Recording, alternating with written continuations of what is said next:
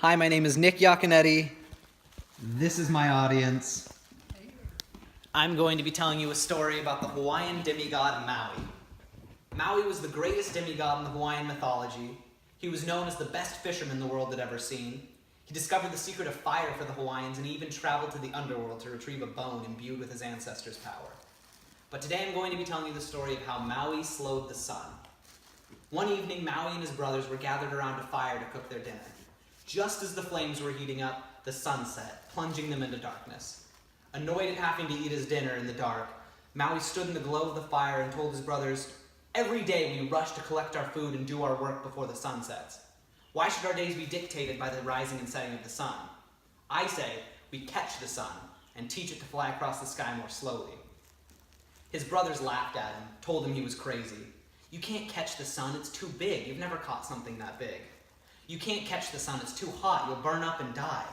You can't do it." Maui took the bone of his ancestors and said, "Oh, just like I couldn't catch the biggest fish in the world, just like I couldn't steal the secret of fire from the Nene, just like I couldn't travel to the underworld and take this bone." His brothers conceded Maui had done some pretty impossible things already, and they thought, maybe if we all work together, we can catch the sun. So for 5 days, they collected flax and wove it into a rope long enough and strong enough to catch the sun. And when it was ready, they headed off eastward to where the sun rose in the morning. For 2 weeks, they traveled across the island, hiding in bushes and trees during the day so the sun wouldn't see them. And then finally one night, they arrived at a giant burning pit.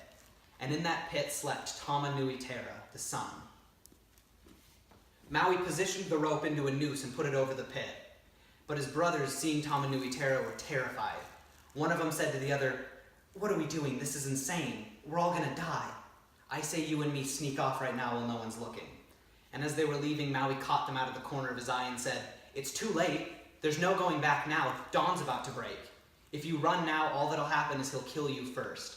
So they went back to their positions just in time for the sun to awake. And as he began his ascent across the sky, he flew right into the noose. Maui jumped out and yelled, "Tighten the rope now!" But his brothers were too awestruck by the rising of the sun. He yelled at them again and caught the attention of the sun. He was furious and hurled a ball of fire at Maui. Maui dodged it, and this was enough to shock his brothers out of their stupor. They pulled on the rope, tightening it around Tamanui Terra's neck and holding him down. Maui jumped out and struck him with the bone of his ancestors. The power of his ancestors struck like lightning. Tamanui Terra screamed in fury, and he said, "Why are you doing this to me?" And Maui said, "Every day we have to hurry to collect our food and do our work before you set. No longer will we be slaves to the rising and setting of you. From now on, you're going to fly across the sky more slowly." Tamanui Terra fought back and struggled against Maui, but he again showed him the power of his ancestors. And eventually he was exhausted and couldn't fight back anymore.